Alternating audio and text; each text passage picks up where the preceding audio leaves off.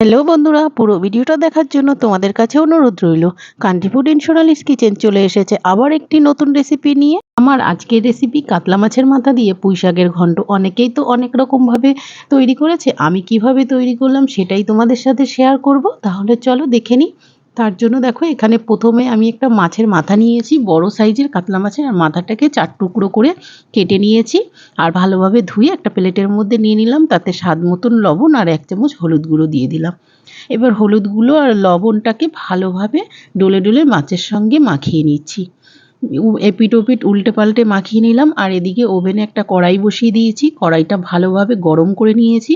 তাতে পরিমাণ মতো তেল দিয়ে দিলাম, সর্ষের তেল দিলাম, আর মাছের মাথাগুলো এক এক করে ছেড়ে দিলাম। মাছের মাথাটা ভাজা হতে লাগুক। আর এদিকে দেখো সবজি আমি কি কি নিয়েছি। এখানে পুঁই শাকের ডাঁটা, কুমড়ো, আলু আলাদা করে কেটে ধুয়ে রেখে দিয়েছি।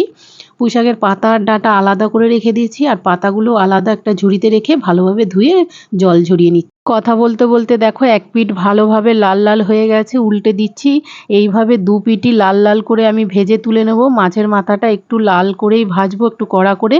দেখো দু পিঠি ভাজা হয়ে গেছে, তুলে নিয়েছি। ওই তেলের মধ্যেই 3টে শুকনো লঙ্কা আর 5 ফোড়ন এখানে ফোড়ন দিয়ে দিলাম আমি। ফোড়নটা একটু নেড়ে চেড়ে দিলাম 30 সেকেন্ডের মতন। ফোড়নটা ভাজা হয়েছে কি করে বুঝবে? ফোড়ন থেকে দেখবে একটা সেন্ট গন্ধ বেরোবে, তাহলে বুঝবে ভালোভাবে ফোড়নটা ভাজা হয়ে গেছে।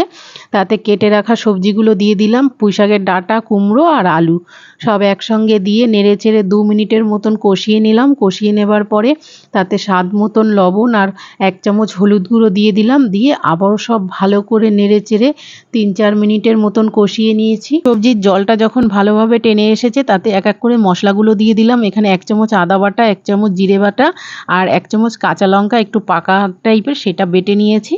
তার সে একসঙ্গে দিয়ে সব নেড়ে চেড়ে কষিয়ে নিলাম। এইভাবে কষাতে থাকছি 3-4 মিনিট। এই সময় গ্যাসের ফ্লেমটা মিডিয়ামে রেখে দিয়েছি। আর দেখো মাছের মাথার এই বড় বড় কাঁটাগুলো আমি সাইড থেকে বার করে নিচ্ছি।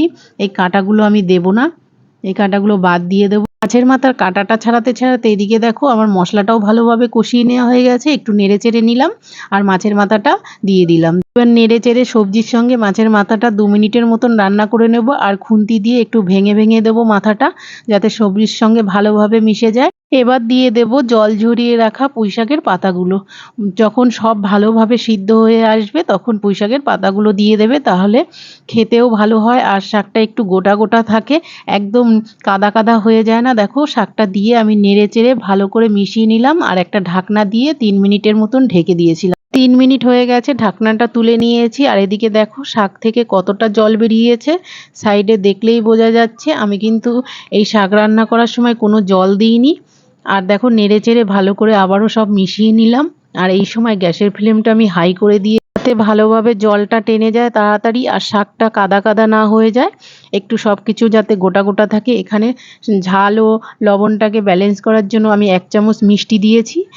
পুঁই শাকে একটু মিষ্টি না দিলে ভালো লাগে না। 1 চামচ মিষ্টি দিয়ে সব ভালোভাবে মিশিয়ে নিলাম। আর দেখো জলটা টেনেও এসেছে, একটু শুকনো হয়ে এসেছে, নামিয়ে নিলাম। ব্যাস তৈরি হয়ে গেল আমার কাতলা মাছের মাথা দিয়ে পুঁই শাকের ঘন্ট। বন্ধুরা তোমরাও একবার এইভাবে বাড়িতে অবশ্যই ট্রাই করো। গরম গরম ভাতের সঙ্গে আর কিচ্ছু লাগবে। আর আমার ভিডিওগুলো ভালো লাগলে লাইক, কমেন্ট, শেয়ার করো। দেখা হচ্ছে পরের ভিডিওতে নতুন একটি রেসিপি নিয়ে।